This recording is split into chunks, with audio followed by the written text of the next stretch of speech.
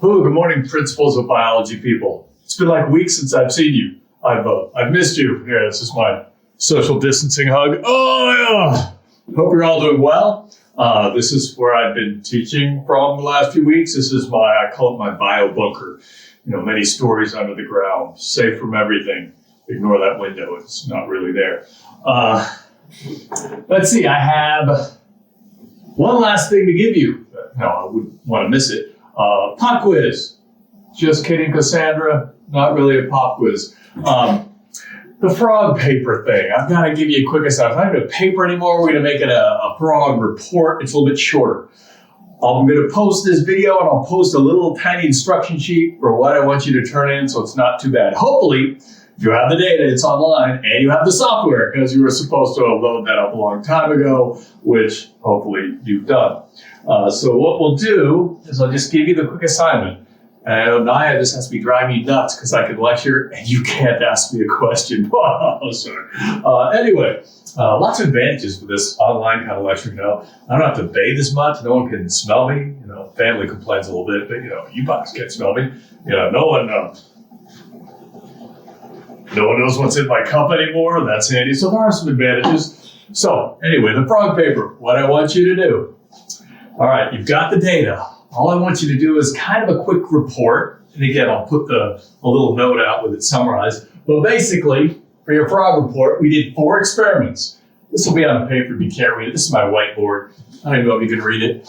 It's a little small, but I kind of had to paint the wall white. Now I scribble on it, so it's kind of fun. But did 4 experiments. Number 1, you have the frog's resting heart rate and its heart rate when you applied refrigerated or cold ringers. That's experiment 1. Experiment 2, you have the frog's resting heart rate and its heart rate after you applied epinephrine. Then you have a 3rd experiment or treatment, resting heart rate versus the application of acetylcholine. And number 4, you have the resting heart rate and the heart response after you applied atropine and then acetylcholine. So it's kind of 4 different bits you need to describe. Now, what I want you to do first, take your data. And you remember, if you look at that data, it's a bunch of waves going up and down, up and down, up and down. Each one of these is a heartbeat. Again, these are not EKGs. This was mechanical. That frog was pulling on the string. There's nothing electrical we were measuring. So this is a frog's heart rate. But what you have is from peak to peak, that is the seconds per beat.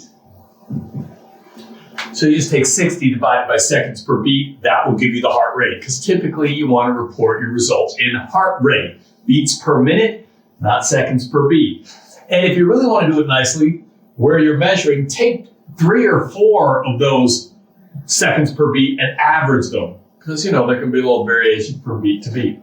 So you're going to get average heart rate at rest versus average heart rate after you applied cold ringers. Now, how long after you apply cold ringers? I don't know. Take the average maybe 10 seconds, 20 seconds, 30 seconds after you apply cold ringers, and use one of those. You don't have to do it continuously, but just pick a point after you apply the cold ringers. Again, 10 seconds, 20 seconds. Use that. So your point here is going to be rest versus heart rate when you apply cold ringers.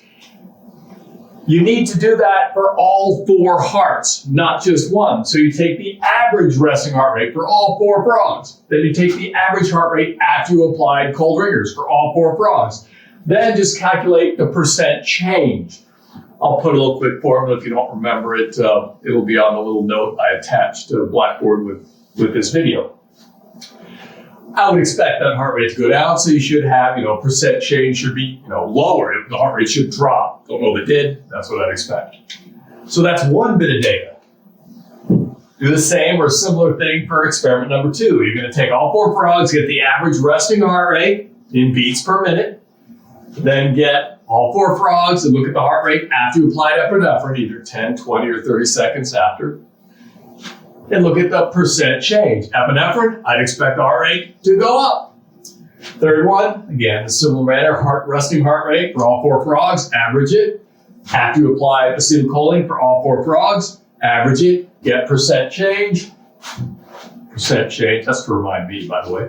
And then the fourth one, resting heart rate, that after you apply atropine and then acetylcholine, get the percent change. Again, you're kind of for these two, you might want to refer to be applying acetylcholine, and then what happens when you apply acetylcholine after atropine, because atropine is supposedly going to interfere with the effects of acetylcholine. We'll see. So those are kind of your 4 data points. Then just make me some kind of figure, a graph. There's several options here, but you might on the x-axis have the treatment, room temperature, epinephrine, acetylcholine, atropine, acetylcholine. That's your treatment. And then a y-axis might be percent change. Bar chart might be sufficient. I don't know, if it went down, you'd have to go below the line, so you have to figure out what you want to do there. Actually, this is the only one that would probably go below the line. The cold temperature one, well, acetylcholine will make it drop as well. So, set the bar chart up appropriately. You don't have to use a bar chart, but some kind of figure. Bar chart's just simple. Line chart would work too. That's all right. So you get these 4 things, percent change, you get the average of all 4 frogs.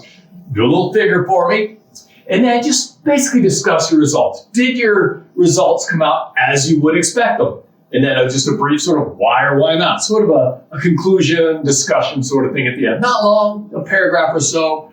I think that's about it. So I'm going to post this, and then I'll post a little sort of blur, a little bit of paper with more or less this on it and some of the calculations you should do. But just assignment.